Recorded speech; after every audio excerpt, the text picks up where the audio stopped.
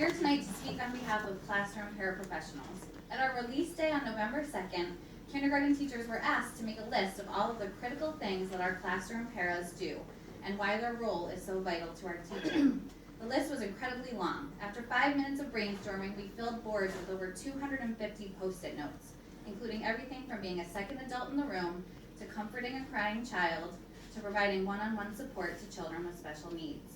In our discussions, what was said over and over again by kindergarten teachers across the district is that we absolutely could not do our jobs without the support, professionalism, expertise, and commitment of paras. They enrich and support our curriculum, they provide invaluable behavioral supports, they ensure the safety of all of our students, and they are among some of the hardest working educators in our district. And yet, their pay reflects a school district that does not acknowledge or respect their value and professionalism and the critical role that they play in educating our students.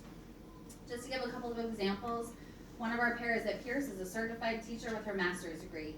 This is her 4th year in Brookline, and she currently takes home $412 each week.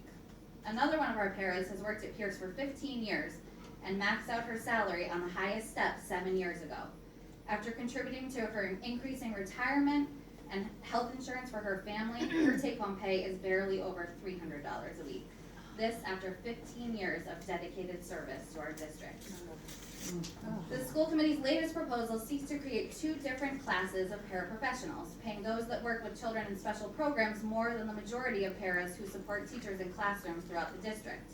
While we can understand why this might seem like a good idea to those who have never spent significant time in our schools, as kindergarten teachers, we can tell you firsthand that every one of our classroom paraprofessionals is not just a classroom support. They are special educators and professionals doing deeply important work for our students in the district.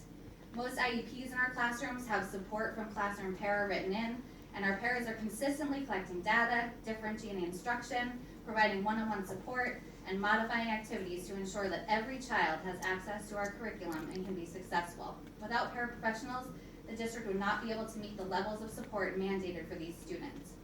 Furthermore, in kindergarten, every year our classrooms have students with undiagnosed disabilities. This means that our paras are actually supporting even more students with special needs than the district documents.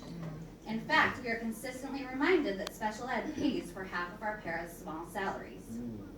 The high turnover of paraprofessionals is a significant hardship for us as teachers and for our students. At our release day meeting, we also talked about the difference between having a paraprofessional work with us over several years versus having to train a new person every school year or sometimes more often. Our ability to teach more deeply, more effectively, and to develop thoughtful curriculum is directly affected by the amount of time we have worked together as a team.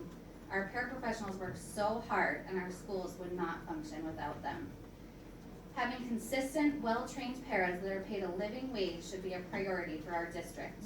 Their value to our classrooms and students cannot be overemphasized, and we will continue to stand with our colleagues until they are given the fair and respectful contract that they deserve.